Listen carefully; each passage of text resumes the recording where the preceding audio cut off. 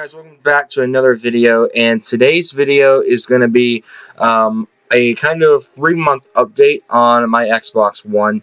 Now, for those of you who don't know, I've grown up my entire life diehard PlayStation, and I've owned practically one of every iteration of PlayStation except for the PlayStation 1 and the incoming PS4 Slim Pro. I'll talk about that in a different video though, but I always like trying when it comes to gaming at least, I like trying stuff new. And my brother bought a Game Boy, not a Game Boy, a Nintendo GameCube back when I was in the 8th grade. And it was an all-around awesome console. I still play it to this day. We've got Pokemon XD Gales of Darkness. Hoping to add some new games to that soon. But I thought about, people have been wanting me to get an Xbox for some time now, and I wanted to try out Forza. And Horizon 3, which I still don't own, but you're seeing footage right now from the demo version of the game. This is actually an old video that I've actually just pulled back up off my hard drive and just edited it for this video.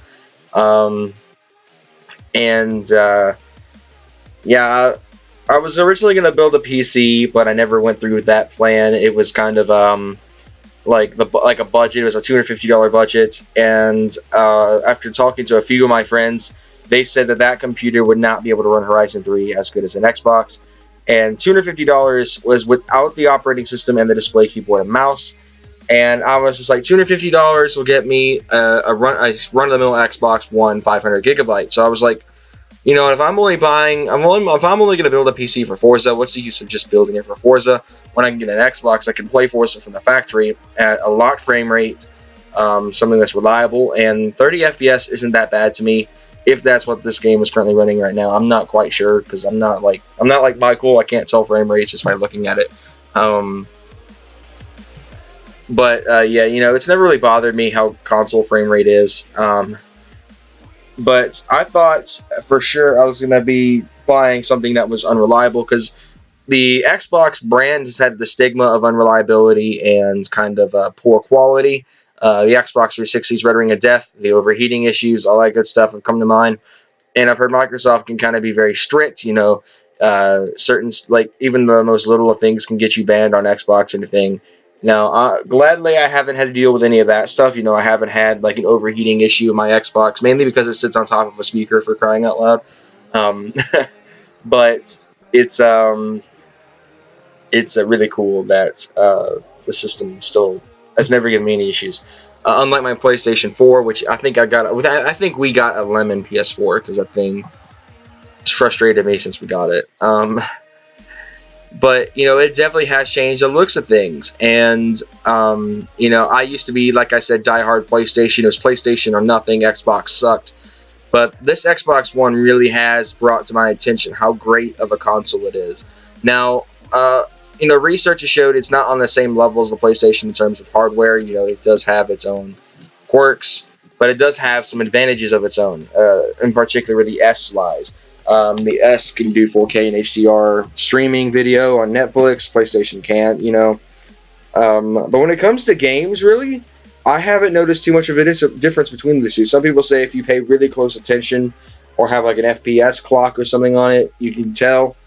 I haven't. And, I've played GTA 5 on 3 different platforms, PS3, PS4, and Xbox One. And the only differences I can find between the 3, besides the fact that the PS3 version is outdated and hasn't been updated in about 2 years, the Xbox One is an absolute awesome console, and it runs the games just alike as the PS4. The only difference I've really noticed, as I said, was the handling on GTA. It's like the cars seem to be more sensitive on Xbox One. But yeah, it's been a really impressive console. I'm really impressed, Microsoft. You guys did a pretty good job on the system. Now, for those who don't know, if you didn't watch the first, 7 seconds of the video, I don't have an S. I have the old, what I like to call it, the big body Xbox. It was like right before they discontinued production on them. I got this thing back in August. But it's an absolute, as I said, fun machine, and on reliability terms, it's actually been more reliable than my PlayStation 4. My PlayStation 4, like I said, is a bit of a lemon. If you don't remember, I had issues with it for about a month, where every time I put a disc in, it just beeped 3 times, ejected, just continue to beep and repeatedly and repeatedly.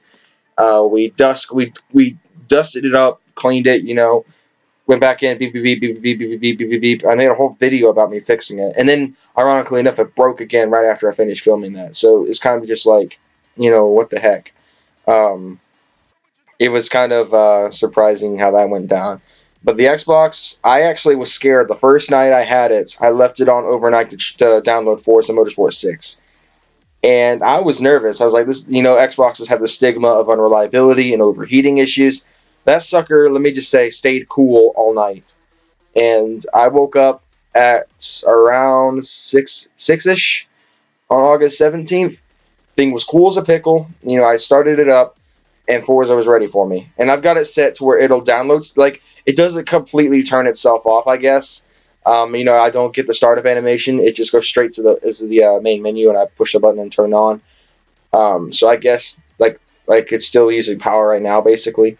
And that's how I keep my updates up. I don't have to sit and wait through updates. It just does it for me. I just wake up the next morning and my games are updated, which is something my PlayStation doesn't do unless you put in rest mode. But I like saying the system is off, basically, and that's another cool feature of the Xbox. Now, the only things I've really had issues with the system is the DVR. That's really the only thing I can think of, is the Xbox game DVR needs to be revamped for us budget, what I like to call budget content creators, such as myself. The Xbox game DVR not only does not support like me hooking my headset up and being able to talk in time with what's actually going on, you only get 5 minutes of video.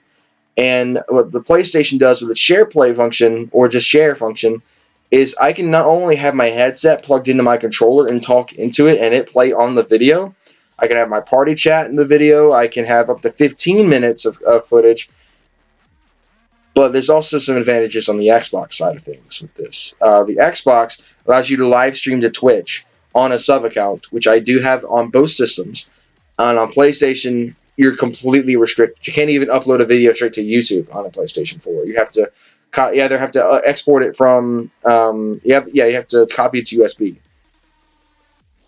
which is really frustrating, and it honestly ticked me off really bad when I first found out that sub accounts can't really do anything on PlayStation. Xbox though, it's seamless. It's like you have a full-on adult account, just with the parental controls enabled. That's really about it. Really, that's all I've noticed. I feel like I'm playing on my own account basically without being controlled. Even though basically my quote-unquote, my dad's quote-unquote user is, well, I made that account, so. But yeah. But anyway, guys, I hope you guys enjoyed this video. Yes, the Xbox One has definitely made me a neutral fan. I don't lean either way. But yeah, anyway, guys, thank you guys so much for watching, and I'll see you guys in the next one. Take care, everyone.